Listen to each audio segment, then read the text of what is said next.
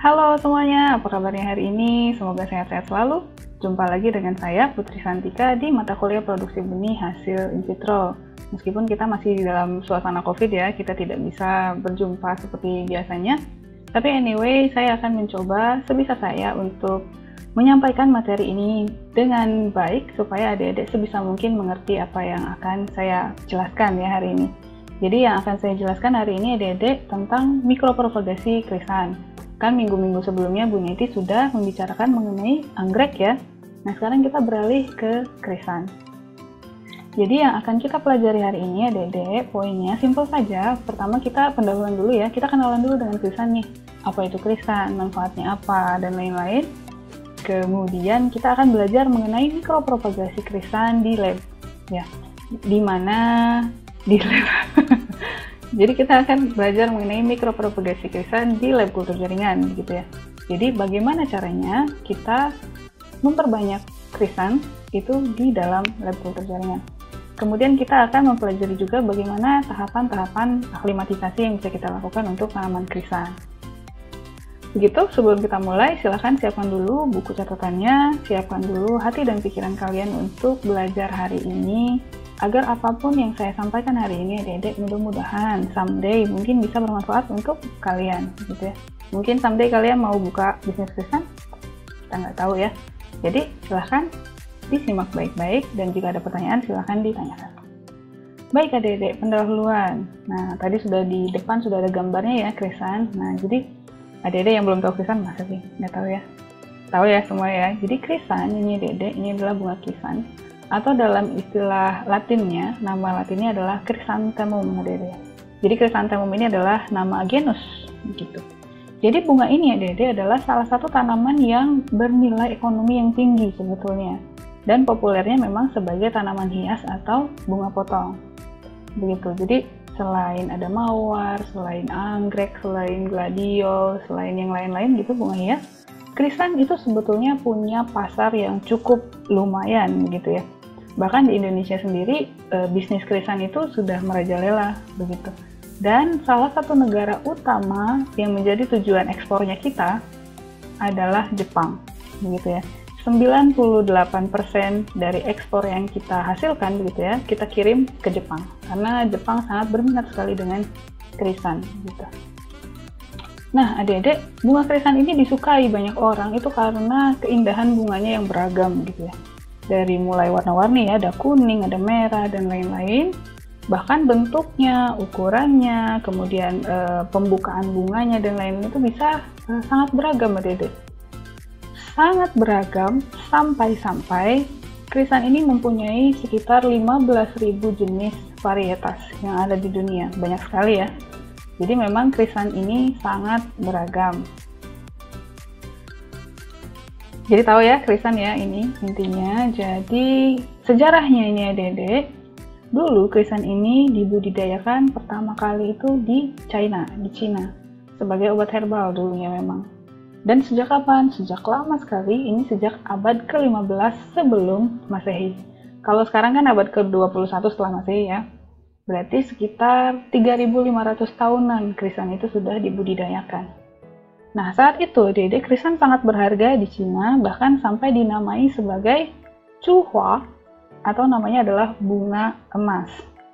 Ya, karena waktu itu memang krisan digunakan untuk obat demam, adik-adik, untuk menurunkan panas. Kemudian banyak sekali katanya khasiat-khasiat yang lain seperti kayak menurunkan kolesterol dan lain-lain gitu, melancarkan peredaran darah dan lain-lain. Itu yang dipercaya oleh masyarakat Cina.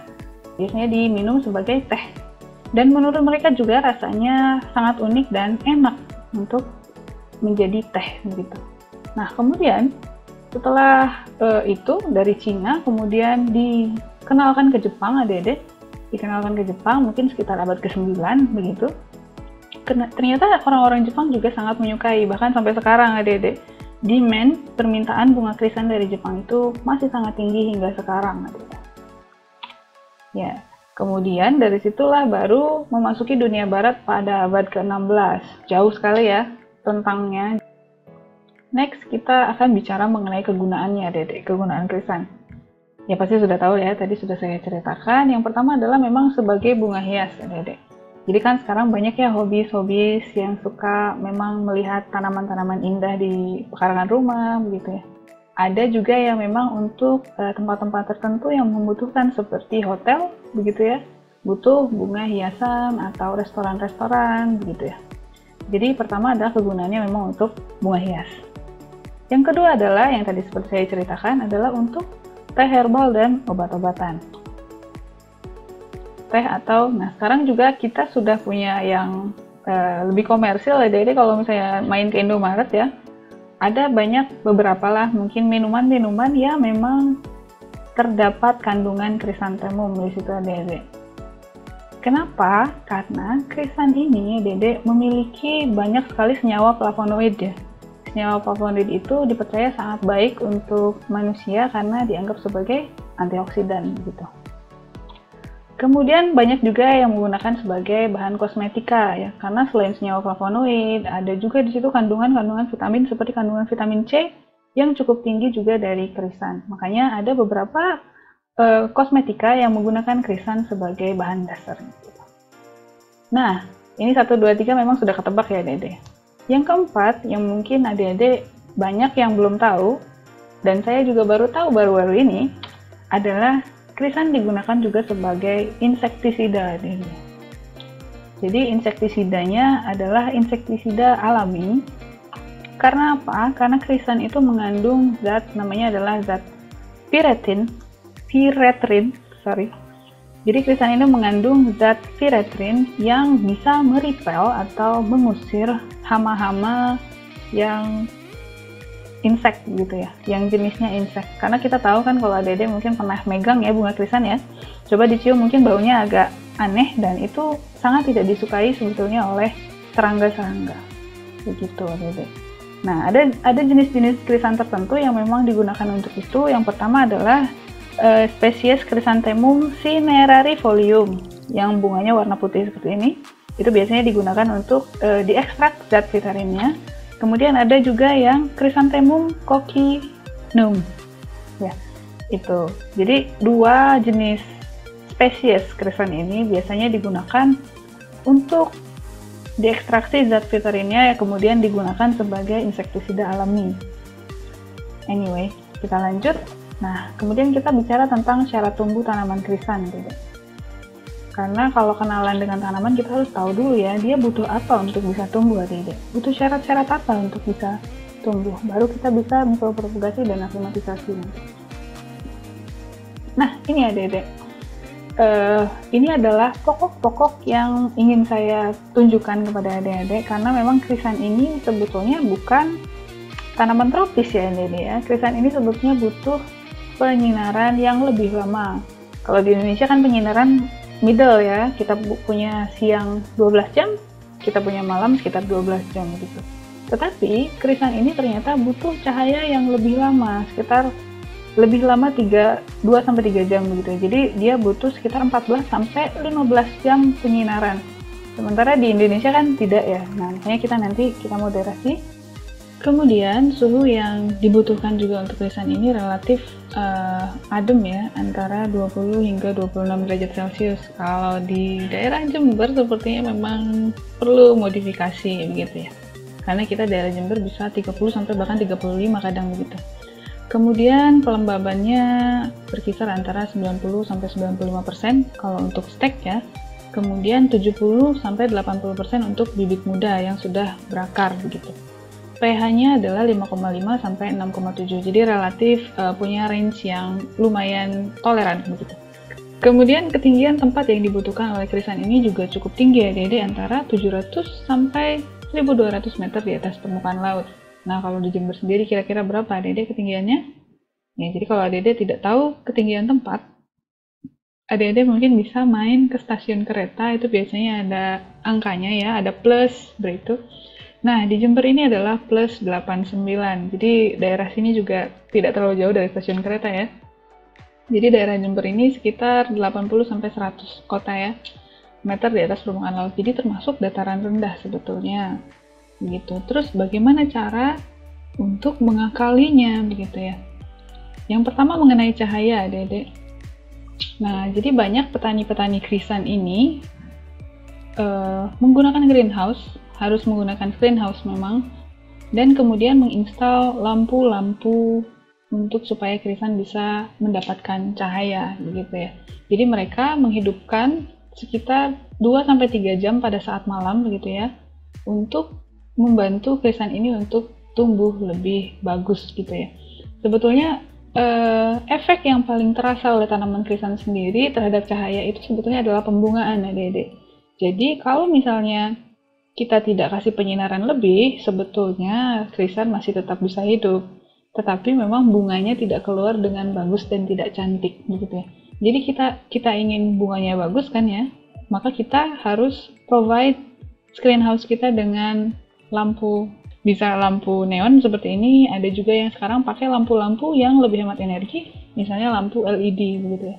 Tetapi kalau lampu pijar, mungkin sekarang saya sudah tidak rekomendasi ya, karena selain tidak hemat energi, juga bisa malah menghantarkan panas gitu ya, padahal krisan ini butuh suhu yang antara 20-26 derajat Celcius gitu. Baik, next, karena kita sudah tahu karakteristiknya ya, seperti itu. Nah, kita bicara soal prospek industrinya, Dede. Jadi, industrinya ini di dalam dan di luar negeri pasti ada, begitu ya. Dan di dalam negeri biasanya pasarnya itu sebagian besar adalah pasar untuk ekspor. Sementara memang sisanya untuk di pasar dalam negeri. Nah, Dede kalau mau lihat bisnis krisan seperti apa, ini saya sudah kasih linknya. Nanti Dede mungkin bisa klik di description box-nya atau nanti saya kasih linknya sendiri. Yang ini adalah budidaya krisan di Indonesia. Yang ini adalah budidaya krisan di luar negeri. Kemudian ya Dede, perbanyakan tanaman krisan secara konvensional ya, kita belum bicara tentang propagasi dulu. Apa teknik yang biasanya dipakai untuk perbanyakan tanaman krisan? Nah, ternyata Dede jawabannya adalah pada umumnya krisan ini diperbanyak dengan stek. Gitu, karena memang secara fisiologi ya, krisan ini tanaman yang memang bisa di stek gitu ya, gampang di stek. Sehingga kalau misalnya bisa di stek karena lebih cepat pertumbuhannya daripada menggunakan biji, apalagi kan kalau pakai stek ya true to type ya, si anaknya akan sama dengan induknya gitu. Tapi kalau dengan biji itu belum tentu dan bisa jadi mahal begitu biji. Nah, Adik-adik, yang kita ekspor ke Jepang itu bukan cuma dalam bentuk bunga, Adik-adik, sudah berbunga, sudah dalam tanaman yang sudah lengkap begitu ya, tetapi juga adalah hasil steknya. Jadi stek-stek seperti ini Adik-adik kemudian dibungkus dengan cara spesifik, kemudian diekspor ke Jepang dan mereka tumbuhkan di Jepang. Biasanya pada saat musim panas gitu ya, atau mereka bisa indoor seperti yang kita lakukan dengan pencahayaan yang lebih lama. Nah, sekarang pertanyaannya adalah kenapa harus pakai kultur jaringan segala? Bukan di stek juga bisa begitu ya? Kok harus kultur jaringan gitu? Kenapa kira-kira Dede? Jadi ya Dede, jadi teknik kultur jaringan ini pertama bisa memproduksi bibit krisan secara massal ya, dan dalam waktu yang relatif lebih cepat gitu. Jadi kita bisa produksi massal dalam waktu yang relatif lebih cepat. Kemudian kita juga tidak butuh space ya, kita tidak buat greenhouse dan lain-lain yang sangat banyak. Kita cukup produksi di dalam laboratorium. Kemudian dia bisa lebih sehat karena kan dia bebas mikroorganisme ya, nanti dia tidak kepenyakitan gitu. Nah itu nanti pada saat akan dikirim ke luar negeri ya Dede, itu sangat menentukan. Karena apa? Karena ketika kita mengirim sesuatu ke luar daerah, mereka akan mengkarantina terlebih dahulu begitu. Jadi kalau misalnya dianggap bibit kita ini tidak sehat ya Dede, maka kita akan di-cut bibit kita begitu. Jadi kalau menggunakan kultur jaringan otomatis akan lebih sehat dan lebih terpercaya begitu. Kemudian Adik-adik, kita kan memang sudah setupnya di lab ya. Kita bisa lebih mengatur iklim yang dibutuhkan oleh krisan untuk tumbuh dengan baik begitu. Gitu intinya Adik-adik. Jadi sebetulnya ya di stek bisa saja, tidak masalah. Tapi kalau kalian mau produksi massal dalam waktu cepat, apalagi bibitnya ini nanti akan jadi sehat, teknik kultur jaringan, why not, begitu ya. Bisa jadi salah satu solusi. Nah, next kita bicara mengenai mikropropagasinya krisan. Bagaimana sih caranya kita untuk memperbanyak krisan secara kultur jaringan? Nah, adik-adik punya dua pilihan explant sebetulnya ya. Simpelnya seperti itu ya. Adik-adik punya dua pilihan explant. Yang pertama bisa kita ambil tunasnya. Nah, jadi adik-adik nih, di antara ketiak-ketiak daun ini, itu selalu ada tunas di situ. Nah, jadi kita bisa memanfaatkan tunasnya segini. Atau kita bisa gunakan daunnya saja, adik-adik. Daun yang muda, begitu. Nah, tetapi memang tujuannya nanti akan sedikit berbeda, karena adik-adik kan sudah belajar tipe-tipe mikropropagasi ya sebelumnya dari saya, pasti nanti paham tujuannya kemana. Nah, kalau kultur tunas ini adik-adik biasanya ditujukan untuk memang proliferasi, untuk perbanyakan tunas, begitu ya. Jadi simpel sekali, jadi kita isolasi tunas, disterilisasi, masukkan ke media kultur jaringan, kemudian kita tunggu sampai tunasnya itu memperbanyak dirinya sendiri, begitu. Nah, untuk medianya sendiri biasanya dibutuhkan media MS dengan tambahan sitokinin biasanya. Ini sebetulnya penelitiannya banyak sekali ya, ada yang pakai sitokinin jenis apa, kemudian ada yang konsentrasinya mungkin lebih tinggi, ada yang lebih rendah gitu ya. Tapi memang media yang direkomendasi mungkin adalah MS ditambah dengan 1 mg per liter BAP. Itu adalah media yang menghasilkan tunas yang paling banyak dan juga paling sehat begitu ya. Jadi nanti ketika sudah tunasnya kita perbanyak, tunasnya kemudian kita potong ya, kita pindahkan lagi ke media baru, nanti dia akan berakar dan gitu ya. Jadi nanti dari satu tunas explant yang kita punya, itu nanti kita akan punya banyak tunas lainnya begitu ya. Nah, beda dengan stek ya tadi ya. Kalau stek satu menjadi satu. Tapi kalau dengan kultur jaringan, satu bisa menjadi banyak begitu. Nah, kemudian kalau untuk kultur daun ini biasanya memang tujuannya tidak langsung proliferasi ya, Dede. Tujuannya tidak langsung kita melakukan perbanyakan begitu ya. Kalau kita menggunakan daun, otomatis yang tumbuh di situ biasanya adalah kalus begitu ya. Karena kan daun tidak ada tidak ada bakal tunasnya begitu kan. Nah, jadi biasanya daun ini kita tumbuhkan dulu kalus yang mudah-mudahan adalah embrionik. Nah, ini tujuannya nanti akhirnya bisa kemudian kita tumbuhkan tunas-tunas dari kalus-kalus tersebut ya. Jadi kita bisa induksi dulu kalus yang banyak, itu embriogenik dari potongan daun saja. Kemudian nanti sudah ada banyak kalus embrionik, kita tumbuhkan menjadi tunas-tunas. Nah, itu juga tujuannya ya. Jadi dari expand yang sedikit menjadi akhirnya tanaman yang banyak begitu. Atau bisa juga nanti arahnya menjadi somatic embryogenesis ya adik-adik. Kalau adik-adik masih ingat somatic embryogenesis itu apa, mungkin nanti bisa lihat-lihat lagi materi yang sebelumnya ya. Kemudian adik-adik, media yang direkomendasi adalah media dengan tambahan auksin dan sitokinin adik-adik ya. Jadi kalau tadi kan cuma sitokinin ya, kalau ini adalah gabungan dari auksin dan sitokinin gitu ya. Nanti mereka akan membentuk kalus embrionik. Harapannya begitu. Jadi rekomendasi medianya yang saya temukan itu banyak sekali sebetulnya penelitian-penelitian, adik-adik mungkin bisa searching juga mau ikut yang mana, tapi yang direkomendasi mungkin salah satunya adalah ini. Jadi MS ditambah 4 mg per liter 2,4-D. 2,4-D ini adalah jenis auksin ya, auksin yang strong begitu. Kemudian ditambah dengan 2 mg per liter BAP dengan tambahan 6% sukrosa. Begitu kata peneliti gitu ya. Kalau adik-adik mungkin someday mau meneliti ini juga, silahkan cari kombinasi yang memang lebih efektif untuk kultur daun. Next, adik-adik, kita kan tadi sudah belajar barusan ya, bahwa adik-adik punya pilihan dua expandnya ya, bisa pakai tunas, bisa pakai daun. Nah, sekarang tinggal tujuan adik-adik, mau yang mana? Mau menginduksi kalus atau mau perpanjangan tunas langsung gitu ya. Kalau mau yang lebih mudah, sebetulnya kita kultur tunas dulu, baru nanti kalau sudah ini paham ya, kita ke kultur daun. Tapi anyway, the choice is yours. Nah, adik-adik, sekarang bagaimana cara sterilisasi dan penanamannya? Sebetulnya ya antara tanaman ke tanaman sebetulnya mirip ya, tapi ada detail-detail yang berbeda karena memang karakternya juga berbeda. Kalau anggrek kan kemarin mungkin Bu Neti mengajarkan ada dua cara ya, menggunakan biji begitu.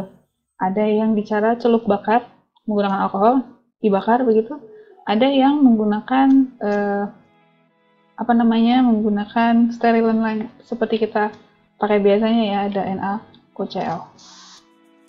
Nah, kalau krisan kita nggak mungkin celup bakar ya, Dede, ya, karena kalau kita celup, kita bakar kemudian ya jadinya gosong begitu, jadi it's not an option.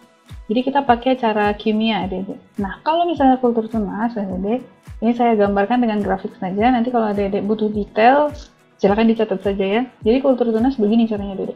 Adik-adik isolasi tunas dari tanaman induk yang sehat, itu sekitar 3-4 mata tunas. Artinya adalah sekitar 3-4 yang berdaun begini ya, 3-4 cabang bukan?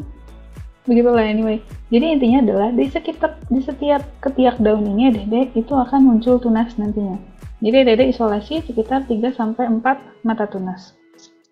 Setelah itu bagaimana? Seperti biasa kita cuci dulu ya menggunakan sabun atau safflon, kalau khusus untuk safflon nih, tapi sabun biasa juga tidak masalah, kita cuci dulu untuk menghilangkan kotoran-kotoran yang seperti debu, tanah, bahkan mungkin serangga menempel, kita tidak tahu ya.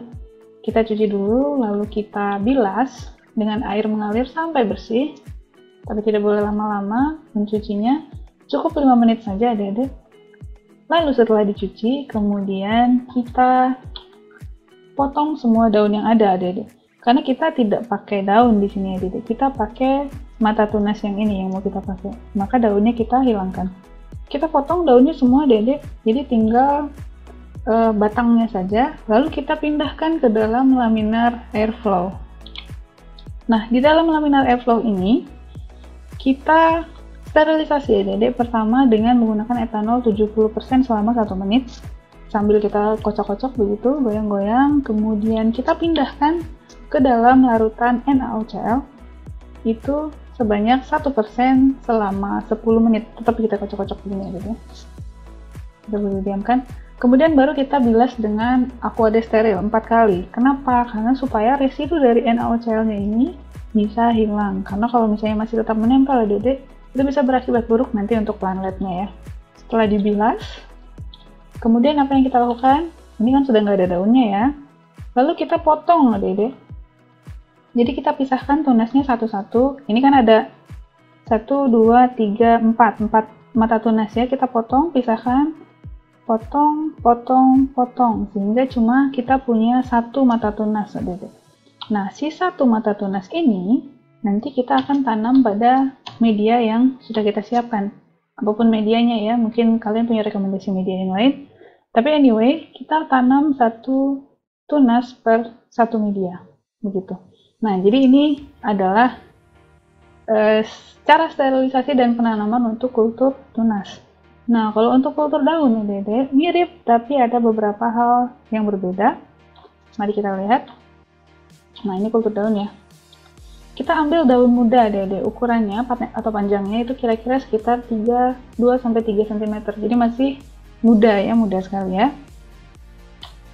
Kemudian seperti biasa kita cuci menggunakan safflon atau deterjen selama 5 menit. Kemudian kita bilas dengan air mengalir.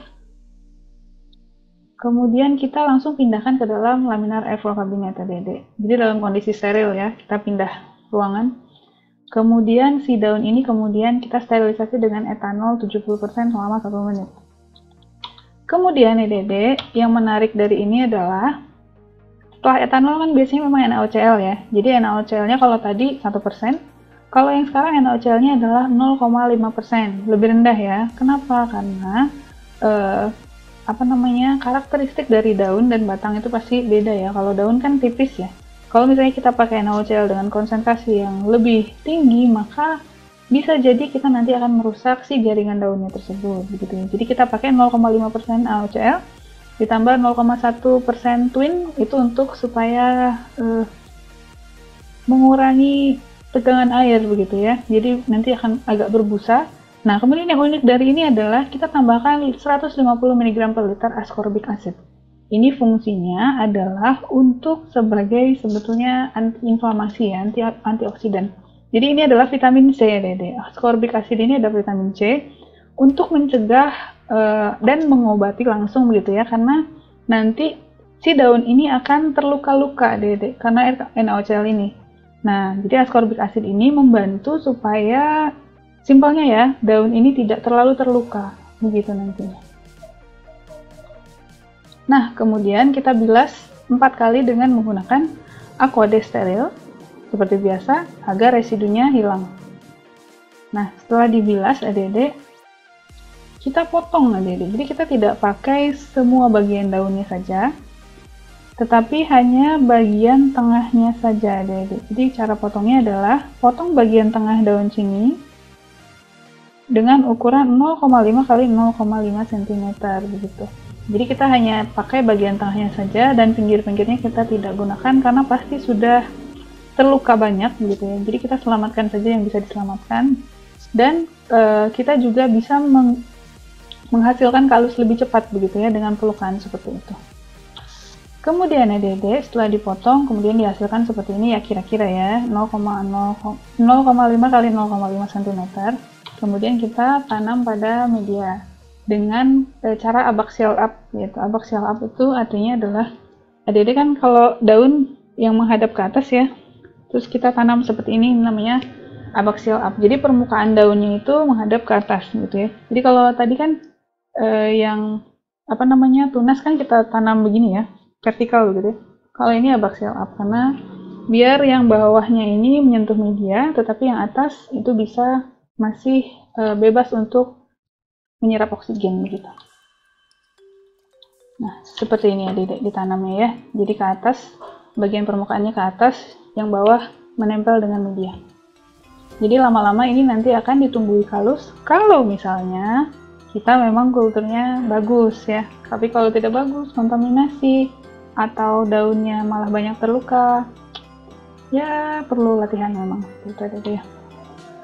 Kemudian apa setelah itu yang kita bisa lakukan? Tadi kan yang tunas ya, kita sudah tanam di media untuk perbanyakan tunas ya. Jadi kalau misalnya nanti tunasnya sudah banyak, maka berarti si tunas-tunas ini siap untuk dipisahkan untuk pengakaran. Jadi gini caranya. Ini kan tunasnya sudah tumbuh banyak nih di medianya Dede. Kita isolasi, gitu. Lalu kita pindahkan ke media yang lain. Medianya bisa MS0 tanpa tambahan ZPT apapun, atau setengah MS bisa jadi, karena untuk mempersiapkan si tanaman ini nanti beradaptasi begitu ya dengan kekurangan nutrisi begitu. Atau bisa kita tambah MS ditambah dengan 0,2 mg per liter IBA. IBA ini masih jenis auksin juga dan biasanya cocok untuk induksi perakaran. Jadi kalau adik-adik mau dia berakar dengan cepat, tambahkan saja IBA. Tapi sebetulnya tanpa tambahan ZPT apapun juga, krisan itu bisa berakar pada media MS0 begitu. Jadi caranya begitu ya. Jadi misalnya ini sudah banyak nih, kita potong satu-satu thread gitu, kita pindahkan ke media lain, potong thread, kita pindahkan ke media lain. Caranya begitu. Jadi lama-lama dia akan kemudian berakar seperti ini, Dede. Nah, planet-planet ini juga nantinya bisa digunakan kembali sebagai explant, Dede. Atau bisa kita langsung aklimatisasi. Jadi enaknya gini kalau sudah begini ya, kita punya yang sudah steril ya, berarti kita tidak perlu sterilisasi ya, Dede. Misalnya, kita sudah punya tanaman yang seperti ini di dalam botol kultur. Maka kita bisa jadikan pucuk-pucuknya ini sebagai explant. Jadi langsung dipindahkan saja. Potong, jadi langsung pindahkan ke media lain. Lalu nanti dia akan berbanyak lagi. Begitu adik-adik. Jadi kalau kita sudah punya planet yang steril, itu akan lebih nyaman. Atau kita bisa langsung aklimatisasi. Nah, kemudian ada istilah lainnya adik-adik, namanya adalah istilah hardening off. Ini sebetulnya opsional sih. Sebetulnya opsional, jadi adik-adik bisa lakukan, bisa tidak. Tergantung kondisi dari si krisannya itu sendiri.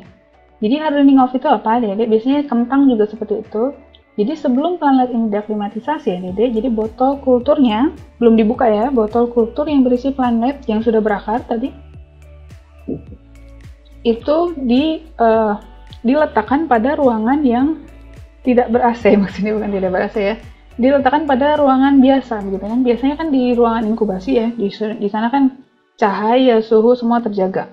Nah, kita letakkan saja si tanaman itu yang di dalam botol itu di dalam ruangan lain yang tidak ber-AC begitu. Jadi dia bisa kemudian lebih cepat beradaptasi nantinya untuk aklimatisasi biar tidak terlalu kaget begitu. Ya, jadi tujuannya begitu ya. Jadi untuk penyesuaian secara bertahap dari tanaman yang ditumbuhkan secara in vitro ke kondisi eksternal. Jadi intinya biar dia tidak terlalu kaget, lalu kita lakukan hardening off dulu. Tapi opsional sebetulnya kalau kalian mau dan memang diperlukan, silahkan dilakukan. Tapi kalau tidak perlu, misalnya si tanamannya itu nanti planetnya sudah bisa teraklimatisasi dengan baik nantinya, ya tidak perlu gitu. Opsional.